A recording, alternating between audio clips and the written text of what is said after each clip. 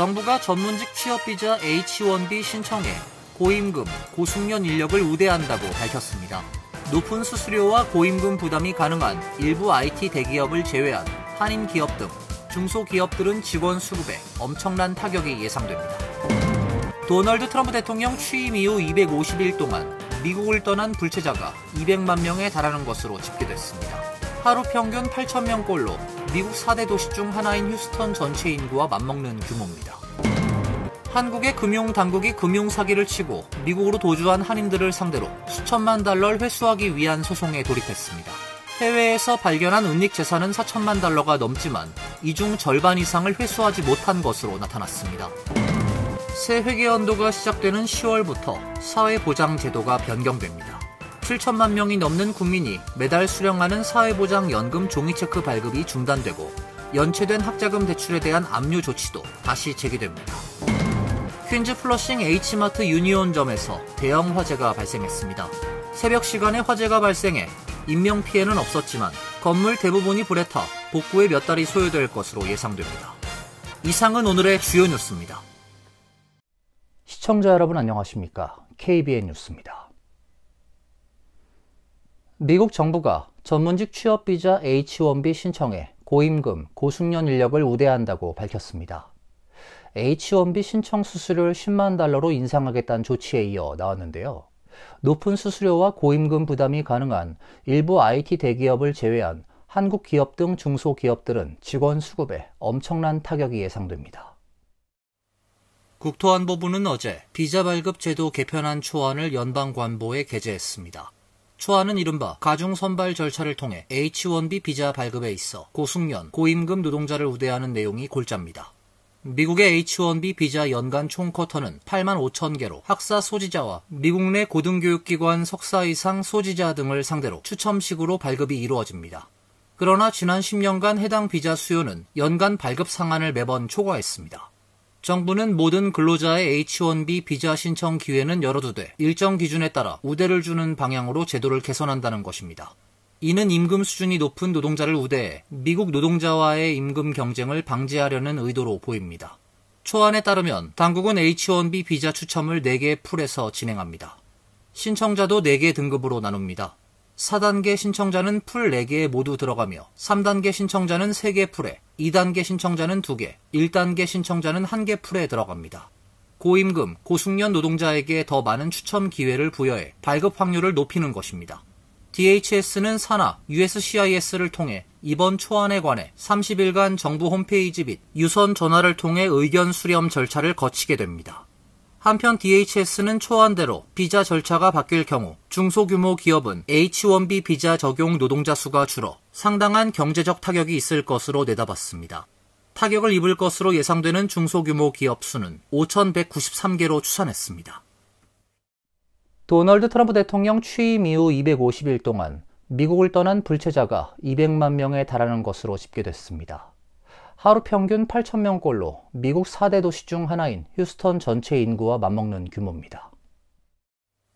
국토안보부는 어제 지난 1월 22일 트럼프 대통령 취임 이후 불체자 160만 명이 자진 출국했고 40만 명 이상이 강제 추방됐다고 발표했습니다. DHS는 올해 말까지 60만 명가량이 추가로 출국해 역대 기록을 경신할 것이라고 전망했습니다. 트리샤 맥러플린 차관보는 불과 250일 만에 200만 명이 떠났다는 사실은 트럼프 행정부의 정책 효과가 입증된 것이라며 전과자가 우선적으로 추방되고 있지만 다른 불체자도 자진 출국하지 않으면 체포와 추방에 직면하게 될 것이라고 강조했습니다. DHS는 또 최근 4개월 동안 CBP는 단 한 명의 불체자도 국내에 들여보내지 않았다고 덧붙였습니다. 한편 DHS가 어제 포켓몬스터 애니메이션을 패러디한 이민자 체포 영상을 공개하면서 갑론을박이 일고 있습니다. 모두 잡고 말겠어란 제목의 1분 분량의 영상은 주제가가 배경에 흐르는 가운데 연방법 집행관들이 용의자들을 체포하는 장면을 담았습니다. 용의자들에게 수갑을 채우는 장면이 이어지며 IC가 체포한 용의자들의 사진이 포켓몬 카드 형태로 등장하며 영상이 마무리됩니다. 트럼프 대통령과 이재명 대통령은 어제 유엔 총회 기조연설자로 잇따라 연단에 올랐습니다. 이재명 대통령은 한반도 비핵화와 평화를 강조했고 트럼프 대통령은 유엔이 역할을 하지 못한다고 실타하고 미국 우선주의 정책을 강조했습니다. 이재명 대통령은 어제 뉴욕 유엔 본부에서 열린 제80차 유엔 총회에서 7번째 기조 연설자로 연단에 올라 대한민국은 엔드 이니셔티브로 한반도의 냉전을 끝내고 세계 평화와 번영에 기여하기 위한 책임과 역할을 다하겠다고 말했습니다. 이 대통령은 민주 대한민국은 평화 공존, 공동성장의 한반도를 향한 새로운 여정을 시작하겠다며 그 첫걸음은 남북 간 무너진 신뢰를 회복하고 상호 존중의 자세로 전환하는 것이라고 말했습니다. 일체의 적대 행위를 할 뜻이 없음을 다시 한번 분명히 밝힌다고 밝혔습니다. 이 대통령은 세계적 열풍을 이끄는 K컬처를 언급하며 인류 보편의 공감이 가능하다고 말했고 민주주의의 위기를 극복하고 함께하는 더 나은 미래의 길을 향해 대한민국이 맨 앞에서 담대하게 나아가겠다고 연설했습니다. 앞서 4번째 연사로 단상에 오른 트럼프 대통령은 1시간여 긴 연설을 했습니다. 트럼프 대통령은 제 취임 후 7개의 세계 분쟁을 해결했다며 제가 유엔을 대신해 이러한 일들을 해야겠다는 것이 너무 안타깝다며 모든 경우에서 유엔은 도움을 주려는 시도조차 하지 않았다고 말해 유엔 체제에 대한 깊은 불신을 드러냈습니다. 트럼프 대통령은 러시아가 우크라이나와 전쟁을 종식하지 않을 경우 강력한 관세를 제재하겠다고도 공언했습니다. 트럼프 대통령은 기후변화 위기론에 대해 최대의 사기극이라고 비난했으며 자신의 관세 정책과 미국 우선주의 정책을 지속하겠다는 의지를 거듭 밝혔습니다. 또 불법 이민자에 대한 대규모 추방작전 및 국경 봉쇄 등 강경한 이민 정책을 거론하고 세계 각국의 동참을 권고했습니다. 연방 하원에서 다수당인 공화당의 우위가 좁혀졌습니다. 어제 치러진 보궐선거에서 민주당이 1석을 추가하면서 양당의 의석 차인 5석으로 줄었습니다. 연방 하원은 올해 2차례 더 보궐선거가 치러집니다.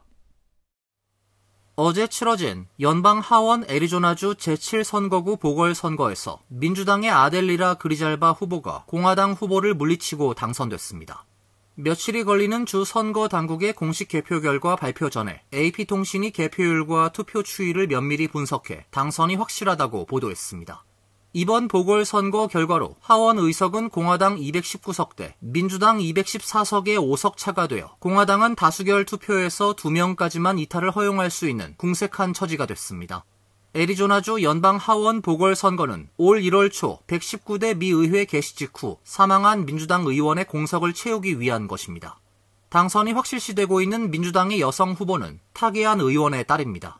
지난해 11월 선거 이후 민주당에서 의원 2명이 사망했고 7월에 공화당에서 한 의원이 사임해 의석수가 연방 하원 의석수는 공화당 219대, 민주당 213석이 됐습니다. 사망한 또 다른 민주당 의원의 텍사스주 보선은 11월 4일 선거일 날 실시되고 사임한 공화당 의원의 테네시주 보선은 12월 2일 치러질 예정입니다. 한국의 금융당국이 한국에서 금융 채무를 남기고 미국으로 도주한 한인들을 상대로 수천만 달러를 회수하기 위한 소송에 돌입했습니다. 2015년 이후 해외에서 발견한 은닉 재산은 총 4천만 달러가 넘지만 이 중 절반 이상을 회수하지 못한 것으로 나타났습니다. 한국예금보험공사가 한국금융기관의 대출과 보증에 따른 채무를 이행하지 않고 미국으로 도피한 한인들을 상대로 잇따라 거액의 회수 소송에 나섰습니다. 소송은 연방법원에 제기된 것으로 미국 내 거주지와 자산을 확인한 채무자들을 상대로 한국 법원의 확정 판결을 미국 내에서 집행하기 위해 제기됐습니다.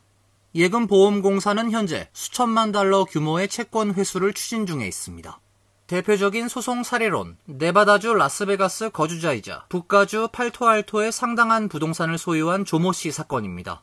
부산지방법원은 2021년 7월 조 씨가 보증한 100억 원 규모 대출의 미상환 채무와 지연 이자를 합쳐 약 2,032억 원을 지급하란 판결을 내렸습니다.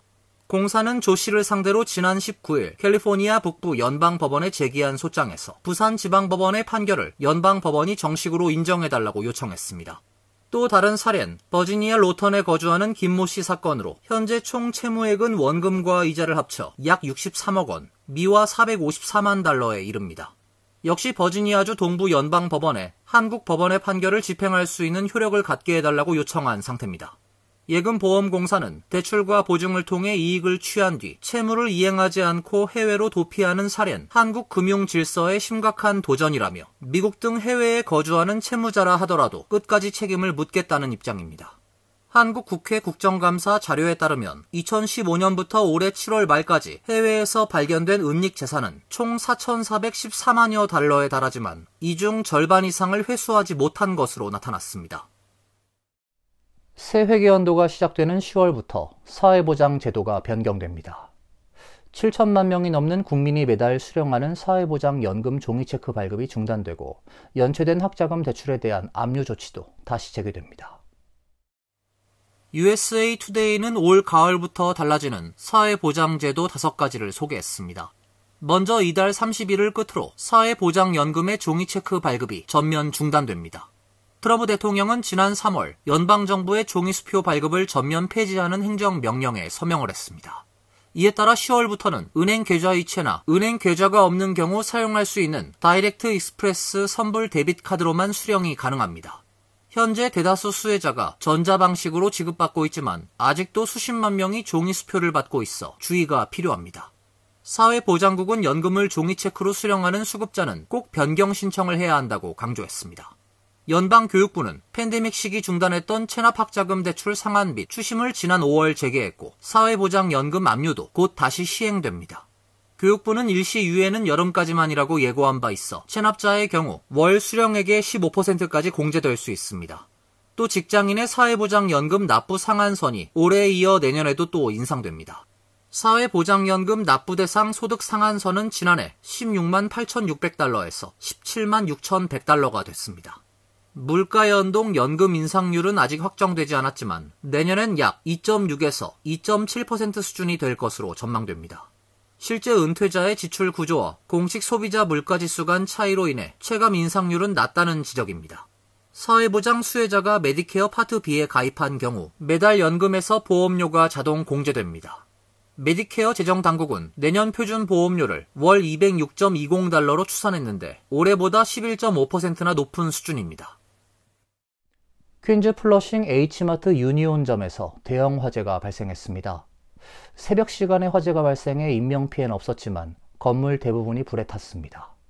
H마트는 복구에 몇 달이 걸릴 것으로 예상된다며 당분간 영업이 불가능하다고 밝혔습니다. 뉴욕시 소방국에 따르면 어제 새벽 4시 직전 플러싱 유니온 스트리트 29 애비뉴와 29 로드 사이에 위치한 H마트에서 화재가 발생했습니다. 화재는 1시간 넘게 지속되다가 진화됐습니다. 정확한 화재 원인은 밝혀지지 않았지만 전기합선으로 인한 가능성이 높은 것으로 알려지고 있습니다. 화재 현장엔 130명이 넘는 소방관들이 출동해 진압에 나섰습니다. 현장엔 불길 때문에 영업점 창문이 모두 깨지면서 일부 상품이 길가로 쏟아져 나오기도 했습니다. 화재로 인한 인명피해나 부상자는 발생하지 않은 것으로 파악됐습니다.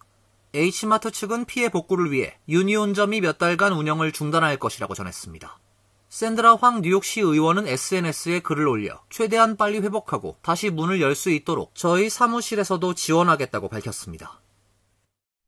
뉴욕 맨해튼의 고등학교에서 남녀 보조교사가 각각 이성제자와 부적절한 성관계를 맺은 사실이 드러났습니다.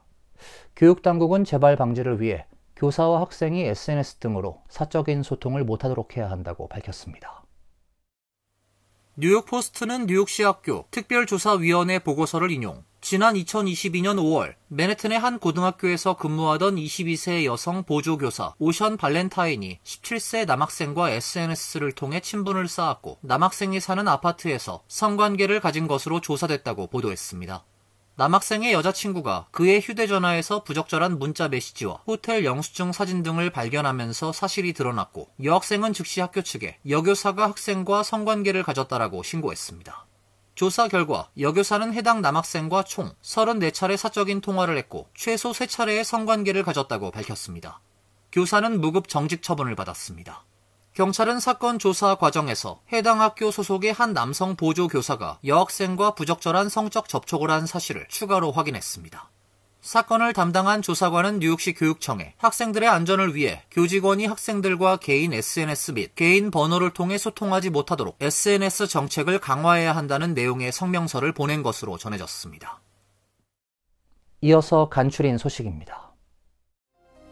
US 뉴스앤 월드리포트가 발표한 2026 전국대학 순위에 따르면 프리스턴 대학교가 15년 연속 랭킹 1위에 올랐습니다. 2위는 지난해와 마찬가지로 MIT가 차지했으며 하버드대가 3위, 스탠포드대 4위, 예일대가 5위에 올랐습니다. 뉴욕에선 코넬대가 12위, 컬럼비아대 15위, NYU 32위, 로체스터대 46위, 스토니 브룩대가 59위에 올랐으며 뉴저지인 프리스턴대 외에 럿거스대 뉴브런즈윅 캠퍼스가 42위, 럿거스대 뉴악 캠퍼스가 75위를 기록했습니다. US 뉴스 앤 월드 리포트는 전국 약 1,500개 대학을 대상으로 17가지 평가 항목을 통해 매년 대학 순위를 정하고 있습니다. 뉴욕 맨해튼 검사장은 최근 뉴요커들 수천 명의 신용카드 정보가 12개 웹사이트를 통해 온라인에서 판매되고 있었다고 밝혔습니다. 웹사이트들은 범죄자들이 특정 은행과 지역 또는 개인 이름을 기준으로 타겟팅해 데이터를 구매할 수 있도록 구조화되어 있던 것으로 전해졌습니다. 정보 판매 가격은 카드당 약 8에서 13달러였으며 피해자는 전국적으로 100만 명 이상에 달하는 것으로 추정됩니다. 검찰은 사이버 범죄국의 수사 결과 이러한 웹사이트들에서 암호화폐를 통한 거래가 이루어지고 있었다고 설명했습니다. 해당 웹사이트들의 도메인은 현재 압수된 상태이며 수사는 진행 중입니다. 다음 달 6일부터 퍼킵시와 그랜드 센트럴 구간에 메트로노스 슈퍼 익스프레스 열차가 운행됩니다. 열차는 두 종점 사이를 90분 안에 주행해 기존 열차 대비 최대 20분 단축됩니다. 슈퍼 익스프레스 열차는 주중 출퇴근 시간대를 중심으로 총 6개 열차가 편성될 예정입니다. 슈퍼 익스프레스는 정차역을 간소화하고 신호 시스템 개선, 데이터 기반 운영 최적화, 신형 열차 투입 등으로 운행 시간을 줄입니다. 한편 MTA는 올해 라이더스컵 기간인 23일부터 28일까지 LIRR 열차 추가 운행을 실시합니다. 기간 중 파밍데일역을 지나는 LIRR 열차를 하루 최대 9편 추가 편성합니다. 콜로라도주 메사 카운티 검시관 사무소에 따르면 지난달 15일 42세 한인 남성 한상준 씨가 숨진 채 발견됐습니다. 신원은 확인됐지만 가족이나 친지와 연락이 닿지 않자 검시관 사무소는 23일 버지니아주 경찰과 함께 유족 찾기에 나섰습니다. 현장에서 발견된 운전면허증엔 버지니아주 알렉산드리아 레이놀즈 스트리트 소재 아파트 주소가 기재돼 있었습니다. 그러나 그가 언제 버지니아를 떠났는지 콜로라도와 어떤 연고가 있는지는 확인되지 않았습니다. 한 씨는 한국에서 태어나 지난 1998년 미국 시민권을 취득한 것으로 알려졌습니다. 그러나 지금까지의 모든 시도에도 가족이나 지인과 연락이 닿지 않자 당국은 공개적으로 제보를 요청했습니다. 환율과 증권 소식입니다.